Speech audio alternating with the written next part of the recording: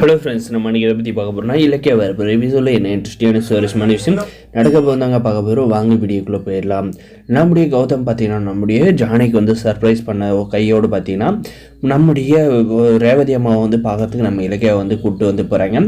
ஹாஸ்பிட்டலில் போயிட்டு வந்து நம்முடைய கௌதம் சார் வந்து நின்றதும் பார்த்திங்கன்னா, என்ன கௌதம் திடீர்னு வந்திருக்கீங்க, சொல்லாமல் கொள்ளாமல் அப்படின்ற மாதிரி வந்து கேட்குறாங்க. அதுக்கு நம்முடைய கௌதம் பார்த்திங்கன்னா, அம்மாவை பார்க்க புள்ள என்ன கேட்டுட்டா வரணும் அப்படின்ற மாதிரி வந்து சொன்னால் பார்த்தீங்கன்னா, அவங்க கண்ணெல்லாம் வந்து கலைஞர் சந்தோஷத்தில் வந்து பூரி படிக்கிறாங்க. அதே சமயம் வந்து நம்முடைய இலக்கியா பார்த்தீங்கன்னா, என்னது இப்படி வந்து சொல்லிட்டாரு, நம்ம வந்து எல்லா உண்மையும் வந்து சொல்லிட்டு தான் வந்து நினைப்பாங்களே ரேவதி அத்தை அப்படின்ற மாதிரி வந்து யோசிச்சு நம்மளுடைய ரேவதியை பார்த்து தலையை வந்து ஆட்டுறாங்க. நான் எதுவுமே வந்து சொல்லலை அப்படின்ற மாதிரி. ஆனால் பற்றி நம்ம இலக்கியா வந்து இது வரைக்குமே வந்து நம்மளுடைய ரேவதிக்கு வந்து துரோகம் பண்ணிகிட்டு இருக்காங்க. ஏன் கௌதம் வந்து கிட்ட வந்து இவங்க தான் உன்னுடைய பெத்த அம்மா அப்படின்றத வந்து சொல்கிறதுக்கு எவ்வளோ நேரம் ஆகுன்னு தெரியலைங்க.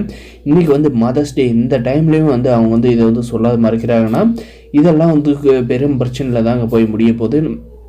நம்முடைய கௌதம் பார்த்திங்கன்னா, ரேவதி வந்து தான் அம்மான்னு தெரியாதே பார்த்திங்கன்னா அவங்களுக்கு வந்து மதர்ஸ் டேவுக்காக பார்த்திங்கன்னா ஒரு கிஃப்ட் ஒன்று வாங்கிட்டு வராங்க. ஒரு புடவையும் அவங்களுக்குன்னு பார்த்திங்கன்னா ஆசைப்பட்ட மாதிரி வந்து ஒரு செயின் அந்த மாதிரி ஏதாவது ஒன்று வாங்கிட்டு வாங்கிட்டு வந்து சர்ப்ரைஸ் பண்ணலாம்.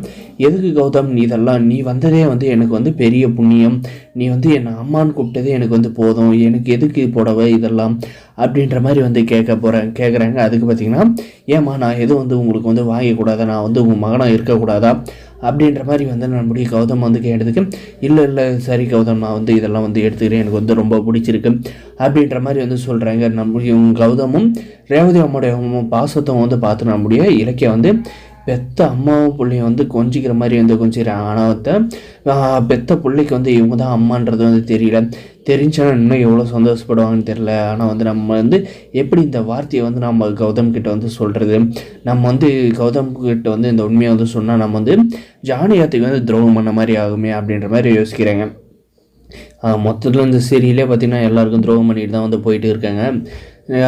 கூடிய சீக்கிரம் நம்முடைய ரேவதி வந்து சாகரத்துக்குள்ளேயாவது நம்ம இலக்கியம் வந்து கௌதம் கிட்ட வந்து இவங்க தான் உன்னுடைய பெத்தம்மா அப்படின்ற மாதிரி வந்து சொல்லுவாங்களா, இல்லை அதை வந்து மறைச்சி அவங்கள வந்து செத்துட்ட அப்புறம் பார்த்திங்கன்னா இவங்க தான் ஒன்று பெத்த அம்மா, இவ்வளோ நாள் வரைக்கும் நான் உங்ககிட்ட வந்து சொன்ன கௌதம் ஜானியத்து கையில் வந்து சத்தியம் பண்ணிட்டு இருந்தேன், அதை வந்து மீற முடியல அப்படின்ற மாதிரி வந்து சொல்ல போகிறாங்களா அப்படின்றதாங்க வரப்போகிற எபிசோடில் இன்ட்ரெஸ்டிங்காக சுவாரஸ்யமாக வந்து எடுத்துகிட்டு போகிறாங்க. இந்த வீடியோ பிடிச்சிருந்தா லைக் பண்ணி மறக்காத நம்ம சேனல் வந்து சப்ஸ்கிரைப் பண்ணாத மறக்காத சப்ஸ்கிரைப் பண்ணி அந்த பெல் ஐக்கனை வந்து ஆனில் போடுவோங்க. அப்போ தான் நம்ம போடுற வீடியோ எல்லாமே உங்களுக்கு வந்து நோட்டிஃபிகேஷனாக வருங்க.